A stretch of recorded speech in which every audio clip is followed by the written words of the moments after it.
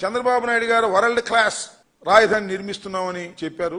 మరి ఇవాళ మీరు చూశారంటే ఒకసారి చాలా ఆశ్చర్యకరమైన మాట మాట్లాడుతున్నాడు చంద్రబాబు నాయుడు గారు. సరే, ఇలాంటి మాటలు మాట్లాడతాం చంద్రబాబు నాయుడు గారికి అలవాటే. 50,000 ఎకరాల్లో అద్భుతమైన రాజధాని నిర్మిస్తామని చెప్పినటువంటి చంద్రబాబు నాయుడు గారే ఆ నోరో తాటి పట్టో నాకు తెలియదు కానీ ఇవాళ 50,000 ఎకరాలతో పని అవుతండి.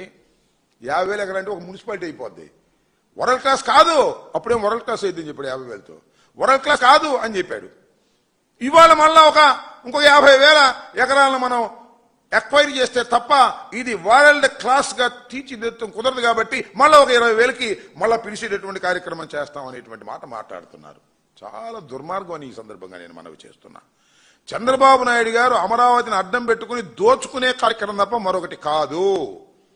అతి దారుణంగా డబ్బు సంపాదించుకునే కార్యక్రమంలో ఇవాళ చంద్రబాబు నాయుడు గారు అమరావతిని వాడుకుంటున్నటువంటి పరిస్థితి చాలా బాధ కలిగిస్తున్నటువంటి అంశం అని కూడా ఈ సందర్భంగా నేను చెప్పదలుచుకున్నాను.